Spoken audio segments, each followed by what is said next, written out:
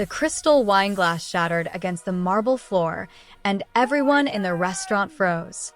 Antonio Kim collapsed forward, his designer suit crumpling as he hit the table with a sickening thud. Plates crashed. Silverware clattered. A woman screamed. "Poison!" someone yelled from the back of the dining room. Chaos erupted instantly. Chairs scraped against hardwood as patrons scrambled toward the exits, knocking over tables in their panic. The hostess abandoned her podium. The sommelier dropped an expensive bottle of Bordeaux. Within seconds, the upscale Italian restaurant that had been buzzing with sophisticated conversation became a stampede of terror.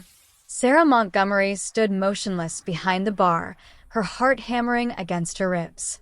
She watched Antonio convulsing on the floor, foam gathering at the corners of his mouth, his hands clawing at his throat. Everyone else was running. Everyone else was saving themselves. But Sarah's feet moved forward. "Sir." She dropped to her knees beside him, her black server's apron pooling around her. "Sir, can you hear me?" Antonio's eyes rolled back. His body jerked violently. Sarah's hands trembled as she pulled out her phone and dialed 911. "I need an ambulance at Marcello's on 5th Avenue. A man is having some kind of seizure or poisoning. He's not breathing properly. Please hurry." The restaurant manager appeared in the doorway, his face pale. "Sarah, get out of here. If it's poison, you could be contaminated." "I'm not leaving him," Sarah said firmly, cradling Antonio's head to keep it from hitting the floor. She could feel the violent tremors running through his body. His skin was burning hot beneath her fingers. "Sarah, I'm ordering you." "Then fire me," she shouted back. "Before we continue, please subscribe to our channel and let us know where you're watching from. Don't forget to like the video and leave a comment. Thank you." Never taking her eyes off Antonio. "Someone call his emergency contacts. His phone should be in his jacket pocket." Antonio had been coming to Marcello's every Thursday evening for the past 3 months. Always alone. Always ordering the same thing, pasta carbonara, and a glass of Chianti. He was unfailingly polite, tipped generously, and had kind eyes that crinkled when he smiled. Sarah had learned he preferred his water without ice, that he was left-handed, and that he always asked about her day with genuine interest. She also knew, like everyone else in the restaurant, exactly who he was. Antonio Kim. The Korean Mafia boss who controlled half the city's underground operations. The man who could end careers with a phone call and lives with a gesture. The man whose name made hardened criminals nervous. But to Sarah, he was just the quiet gentleman who always said please and thank you. "Stay with me," she whispered, loosening his tie. "Help is coming. Just hold on." His convulsions intensified. Blood trickled from where he'd bitten his tongue. "Where is that ambulance?" Sarah screamed toward the door. In the distance, sirens wailed. Growing closer. Closer. Antonio's hand suddenly gripped her wrist with surprising strength. His eyes flickered open for just a moment, unfocused and filled with pain, but something else too. Recognition, maybe. Or gratitude. "You're going to be okay," Sarah promised, though she had no idea if that was true. "I've got you. I'm not going anywhere." The paramedics burst through the door 3 minutes later, but to Sarah, it felt like 3 hours. They immediately began assessing Antonio, checking his vitals, asking rapid-fire questions. "Do you know what he ingested?" the lead paramedic demanded. "I don't know. He was eating dinner and suddenly collapsed." "Any known allergies? Medical conditions?" "I don't know. I'm just his waitress." They loaded Antonio onto a stretcher, hooking him up to monitors and 4 lines with practiced efficiency. The screens beeped frantically. Sarah caught glimpses of numbers that meant nothing to her, but made the paramedics exchange worried glances. "We need to move now," one of them said. "He's crashing." As they wheeled him toward the ambulance, Sarah found herself following. She couldn't explain why. She barely knew this man, but something deeper than logic pulled her forward. "Miss, are you family?" a paramedic asked as she tried to climb into the ambulance.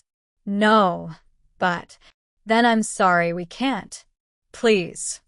Sarah's voice cracked. Everyone else left him. I can't do that too. He shouldn't be alone. The paramedic looked at his partner, who shrugged. Fine. But stay out of the way. The ambulance doors slammed shut, and they were racing through the city streets, sirens screaming. Sarah gripped the metal bench, watching the paramedics work frantically over Antonio's seizing body. BP dripping. Pupils non responsive. Possible toxin ingestion or acute organ failure. Starting epinephrine. No response. Try atropine. The monitors shrieked. Antonio's back arched off the stretcher. He's coding. Starting compressions. Sarah pressed herself against the wall, tears streaming down her face as she watched them fight for his life. She prayed silently, desperately, to a god she wasn't even sure she believed in anymore. The ambulance screeched to a halt at the emergency entrance. The doors flew open, and suddenly there were doctors and nurses everywhere, shouting medical terminology Sarah couldn't follow. They rushed Antonio through automatic doors that read, "Authorized personnel only." A nurse stopped Sarah at the threshold. "You'll have to wait here, ma'am. We'll update you as soon as we know something." Sarah stumbled into the waiting room, her legs finally giving out. She collapsed into a plastic chair, her whole body shaking. Only then did she notice the blood on her hands, Antonio's blood, and the reality of what just happened crashed over her. She'd just saved a Mafia boss's life. Or tried to. The waiting room clock ticked agonizingly slowly. 5 minutes became 10. 10 became 30. Sarah couldn't leave. She sat there, hands clasped, watching the emergency room doors for any sign of news. An hour passed before a doctor finally emerged, pulling off his surgical mask. He looked exhausted. Sarah jumped to her feet. "How is he?" The doctor studied her carefully. "Are you family?" No, im. "I was there when he collapsed. I called 911. The doctor's expression softened slightly. "You saved his life by acting so quickly. Another few minutes, and we'd be having a very different conversation." Relief flooded through Sarah's body so intensely she had to sit back down. "So, he's going to be okay?" "It's complicated." The doctor pulled up a chair across from her. "It wasn't poison like everyone thought. Mr. Kim has advanced kidney disease. Stage 4 renal failure. The episode at the restaurant was his body shutting down from toxin buildup. His kidneys are no longer filtering waste from his blood." Sarah's hand flew to her mouth. "Oh my God. Did he know?" "We found medical records indicating he was diagnosed 6 months ago, but refused treatment. The disease has progressed rapidly." The doctor paused, choosing his words carefully. "We had to remove his left kidney. It was completely necrotic. His right kidney is functioning at maybe 15% capacity." "What does that mean?" "It means he needs a transplant. Soon. Without a new kidney, he has maybe 3 months, possibly less." The words hung in the air like a death sentence. Sarah thought about Antonio sitting alone at his table every Thursday, eating his pasta, smiling at her jokes. He'd been dying this whole time. Slowly. Silently. Alone. "Does he have family?" Sarah asked quietly. "We've contacted his emergency contacts. His mother is on her way." The doctor stood, preparing to return to his duties. "You should probably go home and get some rest. There's nothing more you can do here tonight." But Sarah didn't leave. She couldn't explain why, but leaving felt like abandonment. She moved to a corner of the waiting room, pulled her knees to her chest, and waited. 2 hours later, the automatic doors burst open with the force of a hurricane. Isabella Kim swept into the emergency room like she owned it, and perhaps in some ways, she did. Designer heels clicked against linoleum with sharp, authoritative strikes. Her black Chanel suit was immaculate, her silver hair pulled into a severe bun. 2 bodyguards flanked her, their bulk making the spacious, waiting room feel suddenly cramped. Behind her came a younger woman, maybe 25, stunningly beautiful in a cold, untouchable way. Her white designer dress probably cost more than Sarah made in 6 months. This had to be the fiancé Sarah had heard whispered about in the restaurant, Victoria Chen, daughter of real estate mogul Thomas Chen. "Where is my son?" Isabella demanded of the nearest nurse, her accent thick with authority. "Mrs. Kim, if you'll just—" Where is he? A doctor appeared quickly, the same one who'd spoken to Sarah. "Mrs. Kim, your son is stable, but—" Take me to him. Now. "There are things you need to understand about his condition. I will understand them at my son's bedside, not in a hallway like common people." Isabella's eyes were ice. "Move." Sarah watched this exchange from her corner, making herself small. She'd seen women like Isabella before, people who wielded power like a weapon, who believed the world existed to serve them. The doctor led Isabella and Victoria toward the ICU. As they passed, Victoria's eyes swept the waiting room with barely concealed disgust, landing briefly on Sarah before dismissing her entirely. Sarah waited another 20 minutes before curiosity and concern overpowered her sense of not belonging. She walked quietly down the corridor, following the signs to the ICU. Through a window, she could see into Antonio's room. He looked so vulnerable lying there, tubes and wires connecting him to machines that beeped and hummed. The powerful Mafia boss reduced to a fragile human body fighting for survival. Isabella stood on one side of the bed, Victoria on the other, but neither touched him. Neither held his hand. The doctor was explaining something, gesturing toward charts and monitors. Sarah couldn't hear through the glass, but she could see Isabella's face hardening with each word. Victoria checked her phone twice during the explanation. "Excuse me, you can't be here." Sarah jumped. A nurse had appeared beside her. "I'm sorry, I just wanted to make sure he was okay. I'm the one who called 911. The nurse's expression softened. "That was very brave. But this is family only. You should go home." Sarah nodded, taking one last look at Antonio. His eyes were closed, his face pale against the white pillow. As she turned to leave, Isabella emerged from the room, nearly colliding with her. "Who are you?" Isabella demanded, her eyes narrowing. I'm Sarah. "I work at Marcello's. I was with your son when he collapsed." "The waitress." Isabella's lip curled slightly. "How efficient of you to call emergency services. I'm sure you expect some kind of reward for doing your job." The dismissiveness stung, but Sarah pushed past it. "I don't want anything. I just wanted to make sure Antonio, Mr. Kim, was going to be all right. My son's health is none of your concern." Isabella's voice could have cut glass. "You've done your duty. You may leave now."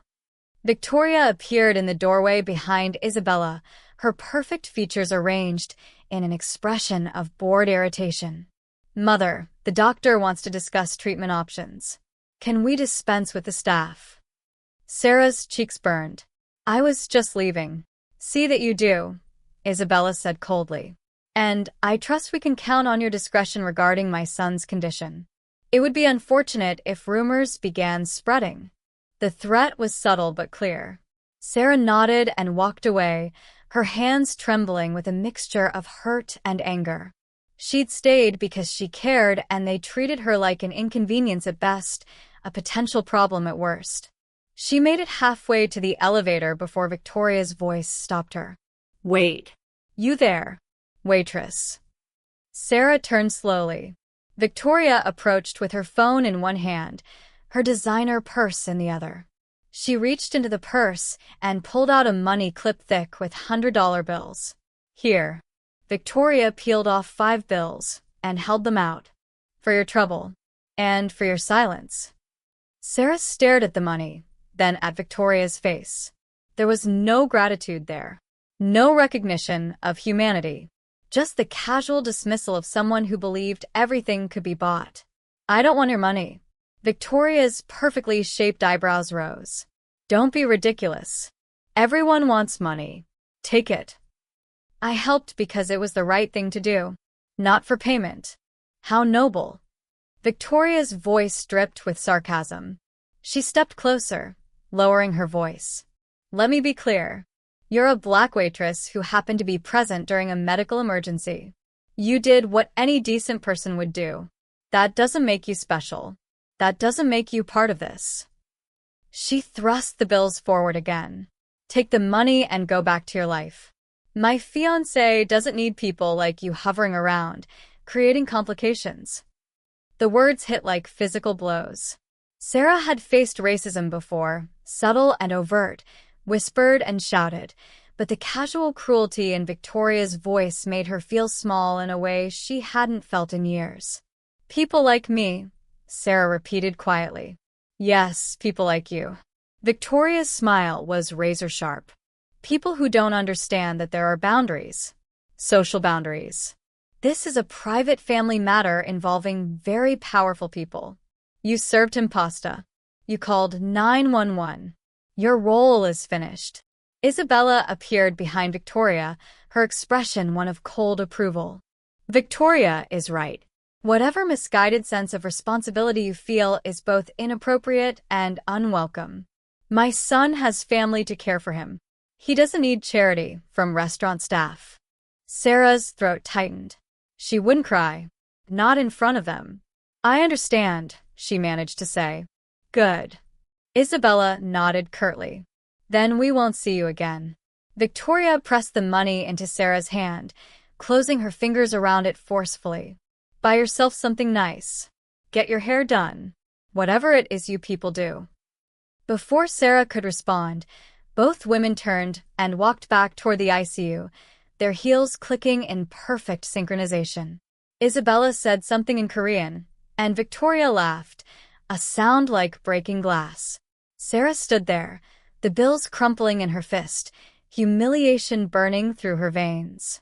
She wanted to throw the money back at them, wanted to scream that Antonio had treated her with more respect in 3 months than they'd shown in 3 minutes. But she didn't. She walked to the elevator with as much dignity as she could muster, pressed the button, and waited.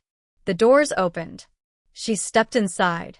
And then, instead of pressing the ground floor button, she pressed the one for the hospital chapel on the 2nd floor. Sarah didn't actually leave the hospital that night. She couldn't. Something deeper than pride or hurt feelings kept her there. In the chapel, she sat in the back pew, still wearing her work clothes, the bills Victoria had forced on her now stuffed in her pocket. She tried to pray, but couldn't find the words.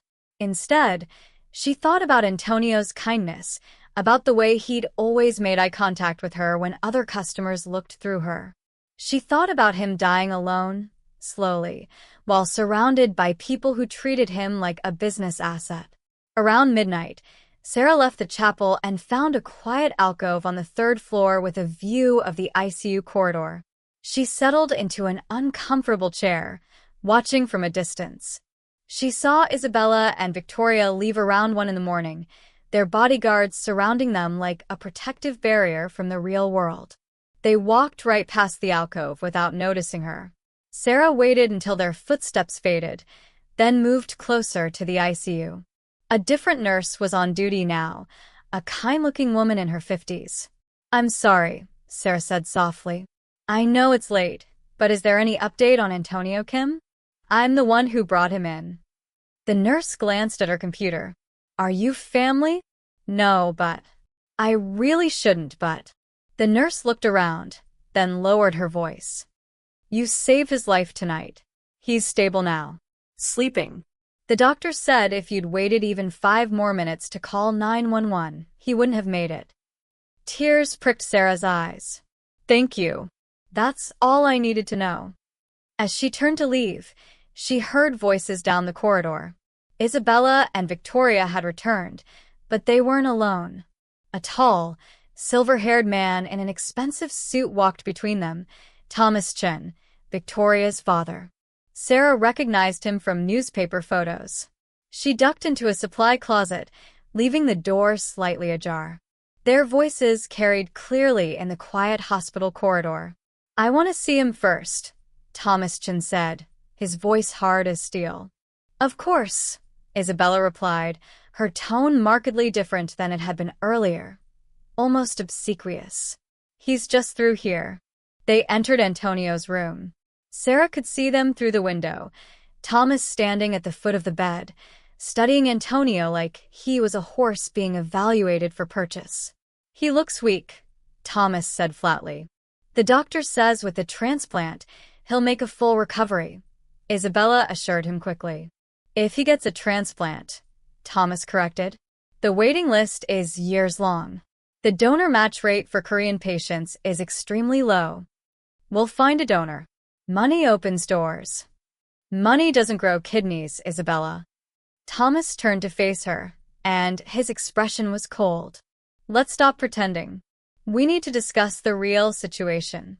Victoria stood by the window, examining her manicure, apparently bored by the entire conversation. Of course, Isabella said nervously. But perhaps we should speak somewhere more private. Here's fine. He's sedated. Thomas crossed his arms. I paid you $5 million, Isabella. $5 million for my daughter to marry into your family, to secure the alliance between our organizations. The agreement was that she would marry a strong leader who could expand our combined territories. Sarah's breath caught. A business arrangement. The engagement was a business arrangement. And she will, Isabella said quickly. Antonio is still. Antonio is dying, Thomas interrupted. Don't insult my intelligence. I've reviewed his medical files. Stage 4 renal failure. Even with a transplant, his recovery is uncertain. His position will be challenged by rivals who smell weakness. His empire could crumble within months. My son is strong. He survived worse than this. Has he survived needing to be on dialysis 3 times a week? Has he survived the vulnerability of being dependent on a machine to live? Thomas shook his head. This changes everything. Victoria finally looked up from her nails. Daddy, can we discuss this at home? This place smells like disinfectant and desperation. Not yet, princess. Thomas turned to her.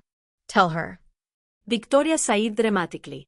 Mother Kim, I'm very sorry about Antonio's illness, truly. But I can't marry a man who might not live through our first anniversary. It's not personal. It's practical.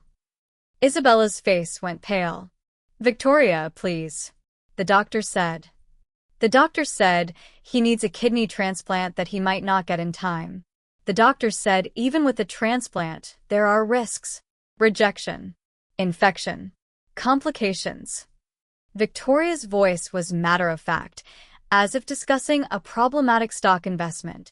I'm 25 years old. I'm not becoming a widow before I turn 30.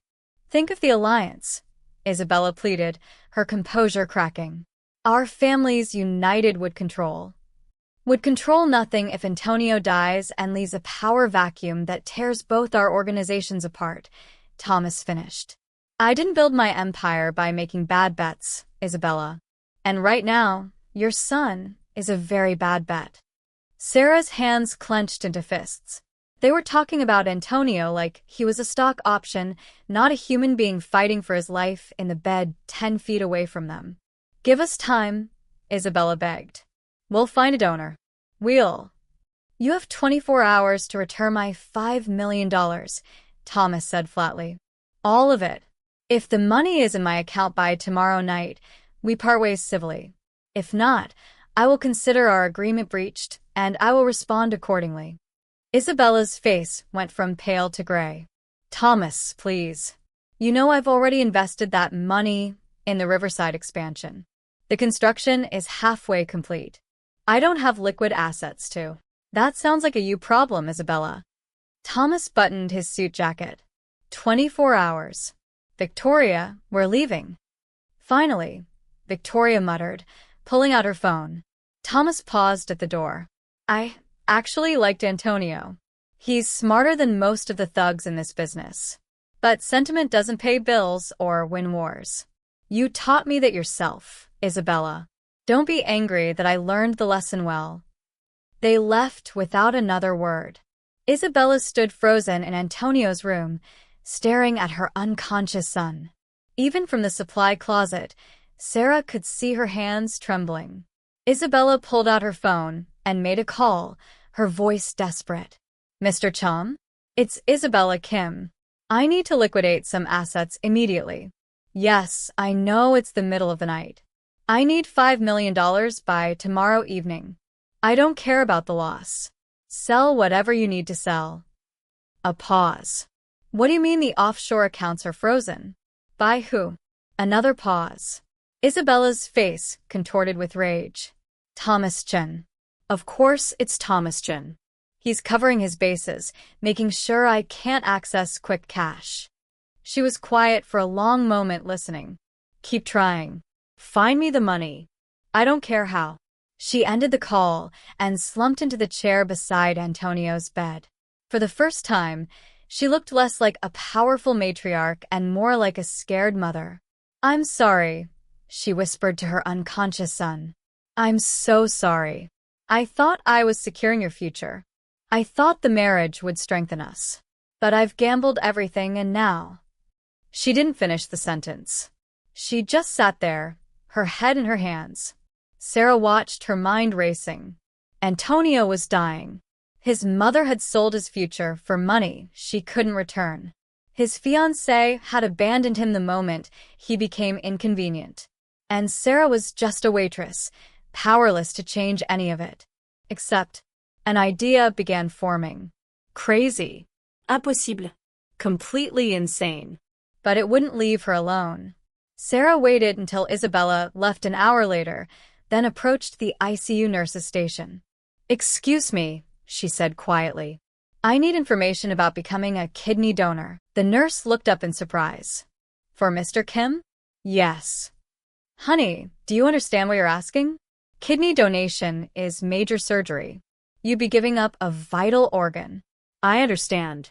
Can you tell me who I need to talk to? The nurse studied her for a long moment, then wrote down a name and office number. Dr. Patricia Rodriguez. She's the transplant coordinator. Her office opens at 8. But seriously, think about this. You barely know this man. I know enough, Sarah said. She spent the rest of the night in the chapel, alternating between prayer and terror. What was she doing? This was insane. She was a 28-year-old waitress with student loans and a studio apartment in a bad neighborhood. She couldn't afford to take weeks off work for recovery. She couldn't afford the medical bills, even if the recipient's insurance covered the surgery itself. And she definitely couldn't afford to lose a kidney for a man whose own family treated her like garbage. But every time she decided to forget the whole thing, she remembered Antonio's hand gripping her wrist in the restaurant. The desperate strength in that grip. The flicker of recognition in his eyes. He hadn't wanted to die alone. Nobody should die alone. At 8 o'clock sharp, Sarah was standing outside Dr. Rodriguez's office. The transplant coordinator was a no-nonsense woman in her 50s with kind eyes and a firm handshake. You want to donate a kidney to Antonio Kim, Dr. Rodriguez said, reviewing the note from the nurse. Are you family? No. Close friend? Not exactly. Dr. Rodriguez set down her pen. Miss Montgomery, I need you to be completely honest with me. What's your relationship with Mr. Kim? Sarah took a deep breath. I'm his waitress. He comes to my restaurant every week. Last night, he collapsed, and I called 911. I rode with him in the ambulance. And now you want to give him a kidney? Yes. Why? It was such a simple question, but Sarah didn't have a simple answer. How could she explain the connection she'd felt? The way Antonio had always treated her like a human being worthy of respect? The wrongness of watching him die when she might be able to save him? Because someone should, Sarah said finally. Because he's a good person who deserves to live. And because I can. Dr. Rodriguez was quiet for a long moment. I've been doing this for 20 years. I've seen a lot of donors. Family members who donate out of obligation. Friends who donate hoping for recognition. People who donate for money, even though that's illegal. But altruistic donation to a near stranger? That's rare. Is it possible? It's possible. But first, you need to understand what you're agreeing to. Dr. Rodriguez pulled up a presentation on her computer. Kidney donation is permanent. You'll live with one kidney for the rest of your life. For most people, that's fine. Your remaining kidney will compensate, but it means being more careful about your health. No contact sports. Careful monitoring of blood pressure. Some medications you can't take. Sarah nodded, absorbing the information. The surgery itself is risky. Anesthesia complications. Bleeding. Infection. Blood clots. There's even a small chance of death, about 3 in 10,000. And recovery is painful. 6 weeks minimum before you can return to normal activities. I understand. Do you have health insurance? Sarah hesitated. Basic coverage through my job. The recipient's insurance will cover the surgery itself, but not your follow-up care or lost wages. Can you afford to take 6 weeks off work? I'll figure it out. Dr. Rodriguez sighed. Miss Montgomery, I have to ask, is someone pressuring you to do this? The family? Mr. Kim himself? No. His family doesn't even know I'm here. They made it very clear last night that I should stay away. Then why risk so much for someone who isn't even your friend? Sarah met her eyes steadily. Because it's the right thing to do. And because if I don't, he'll die. I can live with one kidney. I can't live with knowing I could have saved him and didn't. Dr. Rodriguez studied her for what felt like an eternity. Then she nodded slowly. All right. We'll start with blood tests to check compatibility. If you're a match, we'll do more comprehensive testing. But, Miss Montgomery, you can back out at any time. Up until the moment you're wheeled into surgery, you can change your mind. No judgment. No consequences. Understood. Understood. The blood draw took 15 minutes. The waiting took 3 hours. Sarah sat in the testing area, watching other people come and go. Cancer patients, dialysis patients, people with conditions she couldn't pronounce. All of them fighting to live. Miss Montgomery? Dr. Rodriguez appeared in the doorway, a file folder in her hands. Her expression was carefully neutral. The preliminary results are back. You're O positive, which is compatible with Mr. Kim's B positive blood type. More importantly, the initial cross-match is negative, which means your blood doesn't have antibodies that would immediately reject his tissue. Sarah's heart hammered. So, I could donate? We need more tests. Tissue typing. Comprehensive health screening. Psychological evaluation. The full workup takes about a week under normal circumstances, but given Mr. Kim's urgent condition, I can fast-track it to 3 days. Do it. Miss Montgomery, I need you to think about. I've thought about it. Do the tests. Dr. Rodriguez nodded. All right. But there's something else you should know. Mr. Kim's mother has him listed as her next of kin. Any decisions about his care go through her. If she objects to you as a donor, we can't proceed. Sarah's stomach sank. Isabella would never approve. Not in a million years. What if she doesn't know? What if it's an anonymous donation? Donors can remain anonymous from recipients before surgery. But the family usually has to be informed and give consent. It's complicated. Can we try? Dr. Rodriguez hesitated, then nodded. I'll see what I can do. Come back tomorrow morning. We'll start the comprehensive testing. Sarah left the office in a daze. She'd just committed to giving up a vital organ for a man whose mother despised her. She was either the most compassionate person in the world or the biggest fool. Probably both. She went home, showered, changed clothes, and returned to the hospital. She knew she should rest, should prepare for the grueling tests ahead. But she needed to see Antonio one more time. Needed to confirm this was real. The ICU had visiting hours from 2 to 4. Sarah waited until 2:15, when she figured Isabella wouldn't be there. Rich people didn't keep to hospital schedules like common visitors. She was wrong. Sarah stepped off the elevator and immediately spotted Isabella standing outside Antonio's room, talking intensely on her phone. Before Sarah could retreat, Isabella saw her. "You," Isabella said, ending her call. "What are you doing here? I thought I made it clear you weren't welcome." "I just wanted to check on him. See how he's doing." "He's dying," Isabella said bluntly. "Is that clear enough for you? My son is dying, and there's nothing you or I or anyone can do about it unless we find a kidney in the next few weeks." I'm sorry. That must be terrifying for you. Isabella's laugh was bitter. Terrifying. Yes. Terrifying to watch everything I've built crumble because my son decided to ignore his health until it was too late. Terrifying to watch vultures circle, waiting for him to die so they can carve up his territory.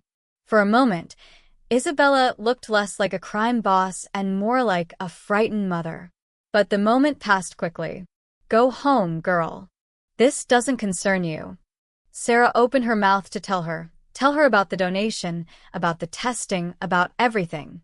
But something stopped her. Isabella would refuse. She'd block it out of pride or prejudice or both. Antonio would die, and it would be over. So Sarah litt. "You're right. I'm sorry for intruding. I'll go." She turned and walked away, feeling Isabella's eyes burning into her back. When she reached the elevator, she glanced back. Isabella had returned to Antonio's room, her shoulders slumped with exhaustion and defeat. Sarah made a decision then. She wouldn't tell Isabella. She'd do the tests, and if she was a match, she'd donate anonymously. Dr. Rodriguez would figure out how to make it work. She had to, because Antonio deserved to live, even if his family didn't deserve her sacrifice. The next 3 days were a blur of tests, needles, scans, and questions. Sarah gave blood samples until her arms were bruised purple. She lay in MRI machines that clanged and hummed around her. She peed in cups, breathed into tubes, and answered hundreds of questions about her medical history, her mental health, her motivations. The psychological evaluation was the hardest part. A thin woman with wire-rimmed glasses sat across from Sarah in a sterile office and asked questions designed to uncover any hidden agenda. "Why are you doing this, Sarah?" "I told you. To save his life." "But why? You barely know him." "I know he's kind. I know he doesn't deserve to die. Isn't that enough?" Most people wouldn't think so. Most people would say it's not their responsibility. Most people aren't me. The psychologist made notes. "Do you have family, Sarah?" "My parents passed away. Car accident when I was 19. No siblings. I'm sorry. "Do you have close friends? A support system?" "Some friends from work. My church community." "Will they support this decision?" Sarah hesitated. She hadn't told anyone. How could she explain it when she barely understood it herself? "I don't know," she admitted. "Sarah, donating a kidney is a profound act of self-sacrifice. It's permanent, life-changing. And you're doing it for someone who, by your own admission, is part of a criminal organization. Doesn't that concern you? He's still a person. His life still has value. Even if he's hurt people, ordered violence, broken laws." Sarah had thought about this. Antonio was a mafia boss. He wasn't innocent, but she'd seen gentleness in him too. Humanity. And she believed in redemption, that people could be more than the worst things they'd done. "I'm not donating to a mafia boss," Sarah said quietly. "I'm donating to a human being who's dying. What he's done isn't for me to judge. Saving his life is." The psychologist studied her for a long moment, then nodded. All right. "I'll approve the psychological clearance. But Sarah, promise me something. If you change your mind, at any point you speak up. This isn't a contract you're obligated to fulfill. Your life, your health, your choice. Always. I promise." On the 3rd day, Dr. Rodriguez called Sarah into her office. Her expression was carefully neutral, which Sarah had learned meant significant news. "The results are in," Dr. Rodriguez said, opening a file. "Sarah, you're a near-perfect match. 6 out of 6 HLA markers. That's extremely rare for an unrelated donor." Sarah's breath caught. "So, I can donate?" Medically, yes. You're healthy, young, and an excellent candidate. But we have a problem. What problem? Mrs. Kim has to sign off on any donor. Hospital policy. And when I approached her about an anonymous altruistic donor, she was resistant. Sarah's heart sank. She said no. She said she needed to think about it. She's suspicious. She wants to know who the donor is, what their motivations are. She's worried about strings attached or future blackmail. There are no strings. I don't want anything. I know that, but she doesn't. And without her consent, we can't proceed. Dr. Rodriguez leaned forward. Sarah, I'm going to be honest with you.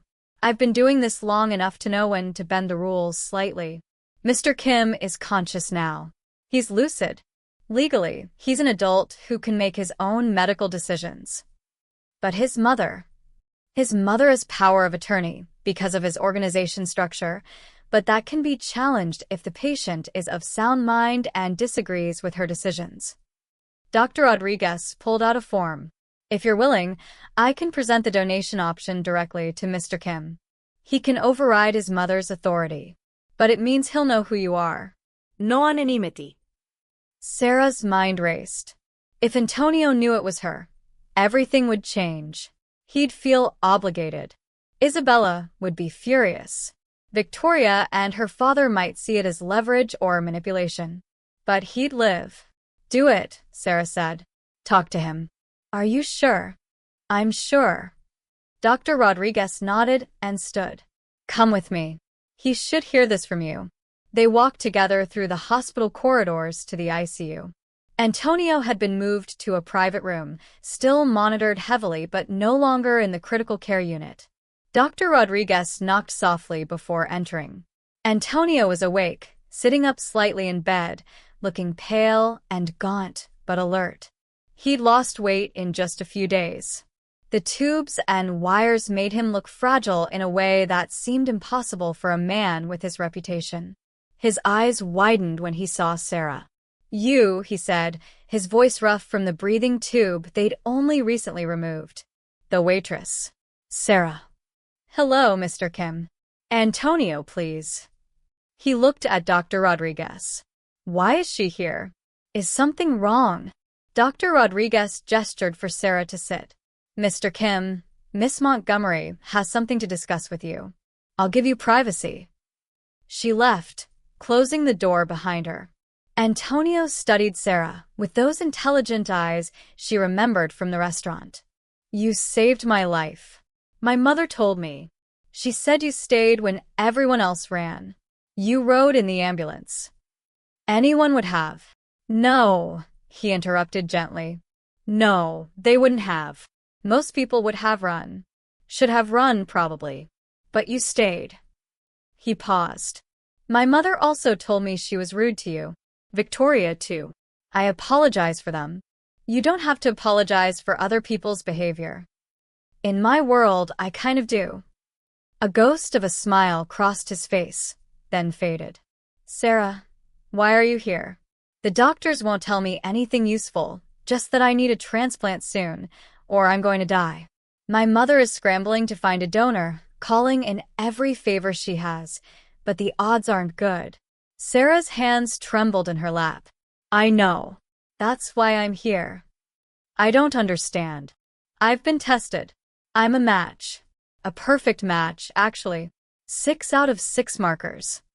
Antonio stared at her, not comprehending. A match for what? For you. I want to give you one of my kidneys. The silence that followed was deafening. Antonio's expression cycled through confusion, disbelief, and finally shock. No, he said flatly. Absolutely not. Antonio. No. He tried to sit up further, grimacing in pain. Sarah, do you understand what you're saying? You want to undergo major surgery to give a vital organ to a man you barely know. A man who, let's be honest, isn't exactly a good person. You're a person who deserves to live. I run a criminal organization. I've ordered people hurt. I've broken laws. I've done things that would horrify you if you knew the details. His voice was harsh, almost angry. I don't deserve your kidney. That's not your decision to make. It's mine. Why? The anger cracked, revealing something desperate beneath. Why would you do this for me? Sarah thought about all the reasons. The simple kindness he'd shown her. The loneliness she'd seen in him. The fundamental wrongness of watching someone die when you could save them. Because you treated me like a human being, she said simply. Because you smiled at me and asked about my day and left generous tips not to show off, but because you cared. Because you're dying and I can help, and that should be enough.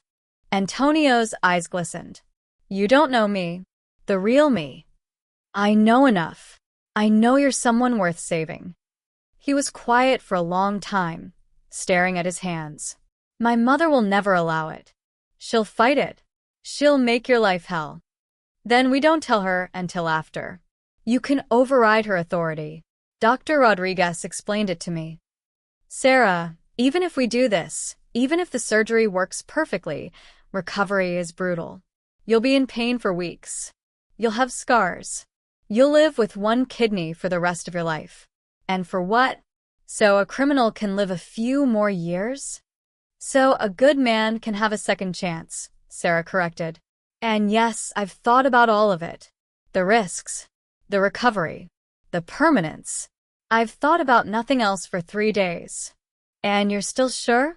I'm sure. Antonio looked at her like he was seeing her for the first time. I don't know what to say. Say yes. Let me save your life. His hand moved slowly across the bed sheet toward hers. When their fingers touched, Sarah felt that same desperate grip from the restaurant, the need to hold on, to survive, to matter. Why aren't you afraid of me? Antonio asked quietly. Should I be? Most people are. That's how I've survived in this world. Fear and respect. I respect you, Sarah said. But I don't fear you. I see past the reputation to the person underneath. And that person deserves to live. A tear slid down Antonio's cheek. Sarah had never seen a mafia boss cry before. She suspected few people had. If we do this, he said slowly, everything changes. You understand that? My world, my family, my enemies, they'll all know about you. You'll be connected to me forever. That's dangerous. I accept the risk. You could die on the operating table. So could you. He almost smiled. You're stubborn. I prefer determined. Antonio was quiet for another long moment, then squeezed her hand gently. All right. Yes.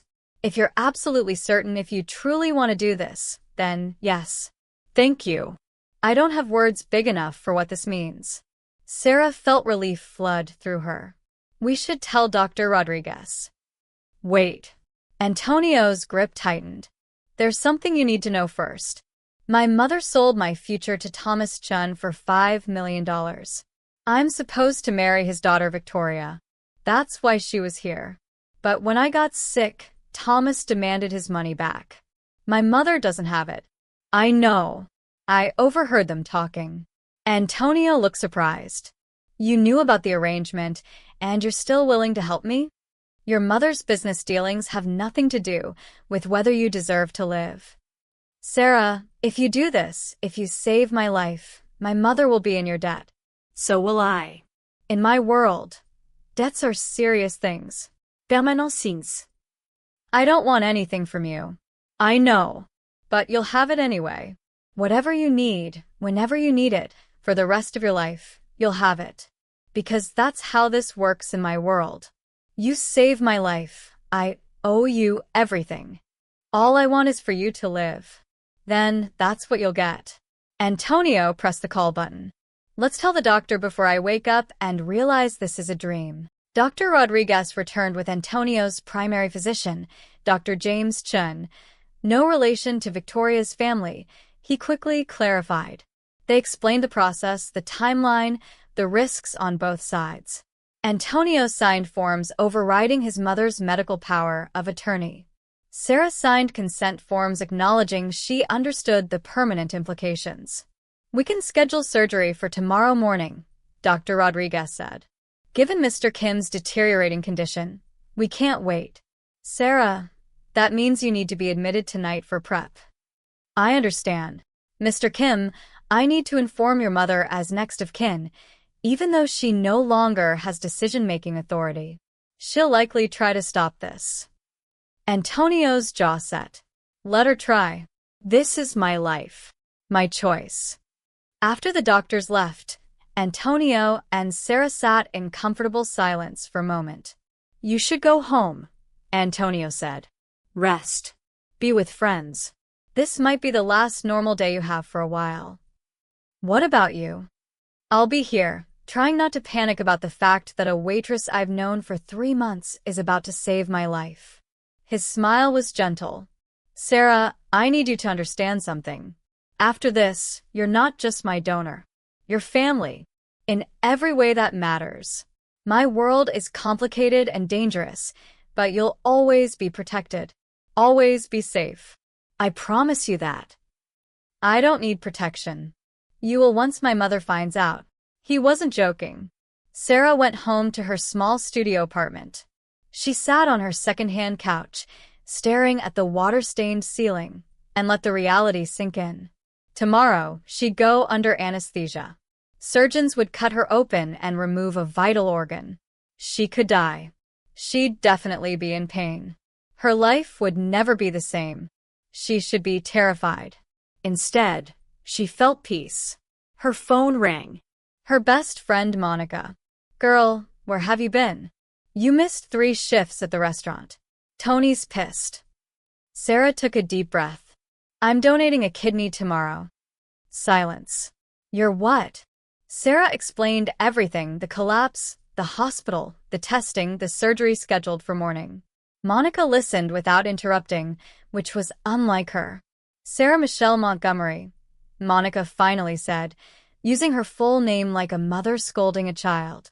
Are you out of your mind? You're giving a kidney to the Korean Mafia boss. I'm giving a kidney to a man who's dying. A man you barely know. I know him well enough. What if something goes wrong? What if you have complications? What if? Monica's voice cracked. What if I lose you? You won't lose me. You don't know that. You're not a doctor. Monica, I've been alone since Mom and Dad died. No family. No one depending on me. For the first time in years, I can do something that actually matters. Something that saves a life. I have to do this. You always were too good for this world, Monica said, crying now. That's what I've always loved and hated about you. Your stupid, beautiful heart. Will you be there tomorrow? When I wake up? Of course I'll be there. Someone has to keep your stupid, beautiful self alive. They talked for another hour about logistics. Monica would get Sarah's keys, water her plants, pay her bills if needed. They didn't talk about the possibility that Sarah might not wake up. Some fears were too big for words. Sarah spent the rest of the evening putting her affairs in order, writing letters to Monica, to her pastor, to a few other friends. Just in case. She tried to sleep but couldn't, so she prayed instead. Long, rambling prayers asking for courage and strength and the right words to say if she survived. At 5 a.m., she returned to the hospital. A nurse admitted her, gave her a gown, started in 4. Sarah lay in the pre-op room, staring at the fluorescent lights, trying not to think about all the things that could go wrong. Dr. Rodriguez appeared at 6:30. How are you feeling? Terrified and certain, Sarah said. Is that normal? Perfectly normal. Sarah, I'm going to ask you one last time. Are you absolutely sure you want to do this? I'm sure. Then I'll see you in the operating room. We're going to take excellent care of you. At 7 a.m., orderlies wheeled Sarah toward surgery. The hospital corridors blurred past. She heard voices, felt the 4 drugs beginning to make her drowsy. They stopped outside the OR to wait for Antonio to be brought in. That's when the shouting started. Where is she? Where is that girl? Isabella's voice echoed through the corridor like thunder. Sarah's drugged mind struggled to focus as Isabella appeared, flanked by hospital security trying unsuccessfully to restrain her. "You," Isabella pointed at Sarah. "What have you done? What lies did you tell my son?" Dr. Rodriguez stepped between them. "Mrs. Kim, your son is an adult who made his own medical decision. He's drugged, confused. This gold-digging waitress has manipulated him while he's vulnerable." "I haven't manipulated anyone," Sarah said, her words slightly slurred from the pre-op medication. "Then explain why you're so eager to cut yourself open for a stranger." What do you want? Money? "Power? Protection?" Isabella's eyes were wild. "You think donating a kidney makes you family? Makes you important? You're nothing. A black waitress with delusions of grandeur." The racist venom hit Sarah even through the haze of drugs. Dr. Rodriguez's hand tightened on Sarah's bed rail. "Mrs. Kim, if you don't leave immediately, I'll have security remove you from the hospital entirely. This surgery is happening with or without your blessing. I'll sue. I'll have your medical licenses revoked. Mother, stop." Antonio appeared in a hospital bed being wheeled toward the OR. He looked terrible, pale and weak, but his voice carried authority. "Antonio, listen to me." Isabella rushed to his side. "This girl is using you. She wants something. People don't just give away organs out of kindness. There's always an angle. The angle is that I was dying and she saved me. Twice now." Antonio's eyes were hard. Once in the restaurant, and once by offering this gift I don't deserve.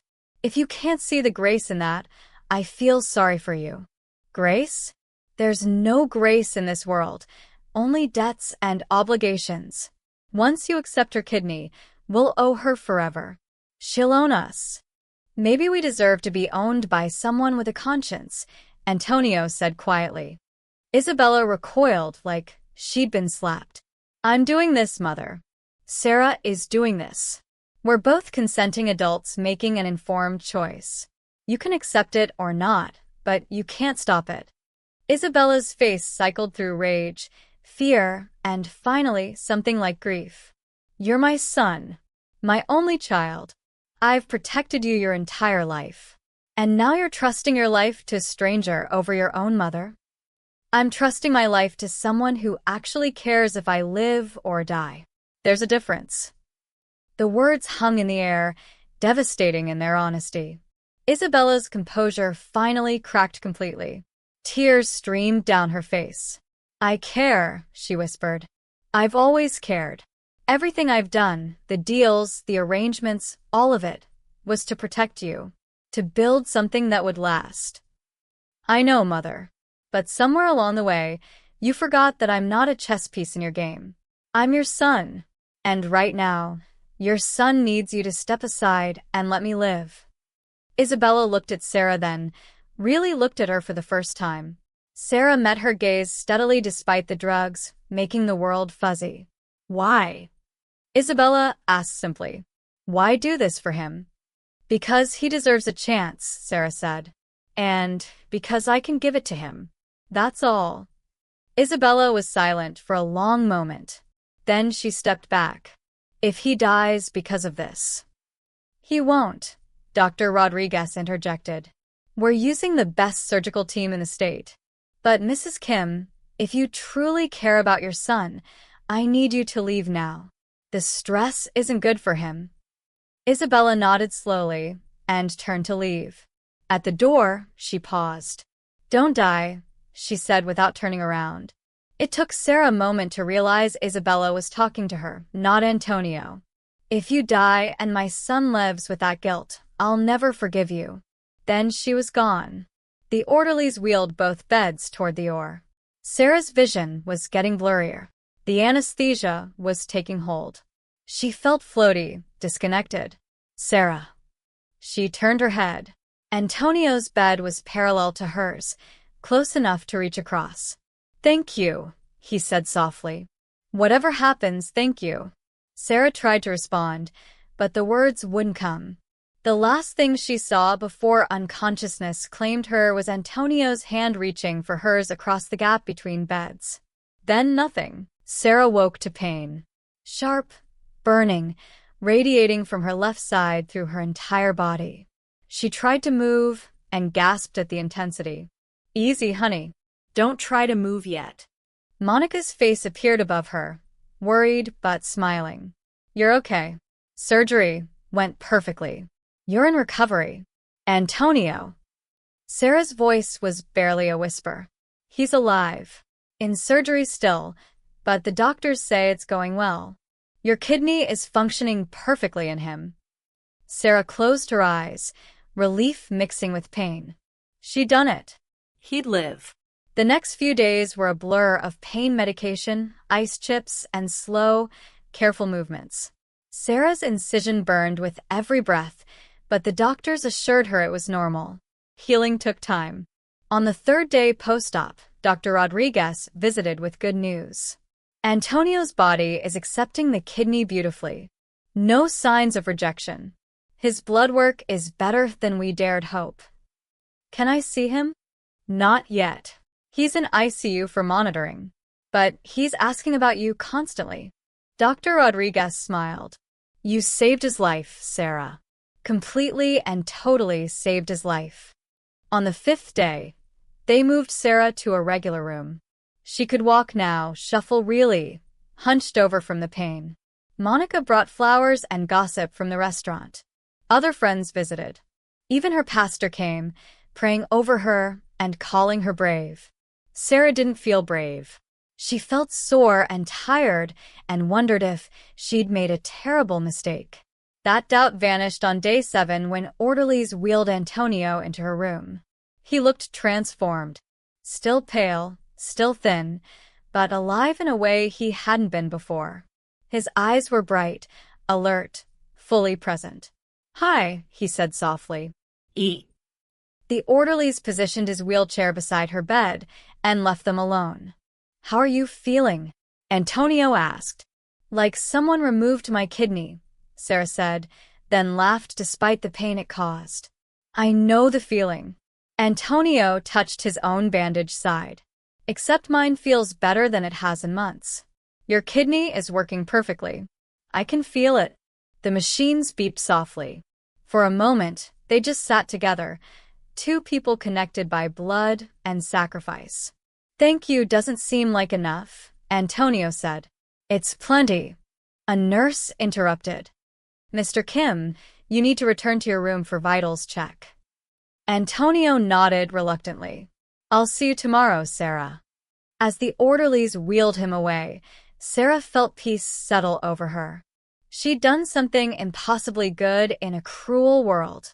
That peace shattered the next morning. Sarah was shuffling down the corridor for her physical therapy session when Isabella appeared with 4 men in suits, not bodyguards, police officers. "That's her," Isabella said coldly. "Arrest her." What? "For what?" Sarah backed against the wall. "Coercion, manipulation, exploitation of a vulnerable patient." Isabella's smile was vicious. "Did you really think I'd let this stand?" "Mrs. Kim, this is insane." Dr. Rodriguez rushed forward. Sarah did nothing wrong. One officer blocked her path. "Ma'am, step back. This is a family matter. Don't interfere." They grabbed Sarah's arms. She cried out as pain exploded from her incision. "Please, Antonio will explain." "My son is sedated for testing," Isabella said smoothly. "He can't help you now." As they dragged her away, Sarah's last thought was simple and terrifying. Who would save her now? If you're hooked and want to know what happens next, smash that like button and subscribe. Will Antonio discover Sarah's been arrested? Can anyone stop Isabella's revenge? Comment below what you think happens next. Part 2 drops soon, don't miss it. ***.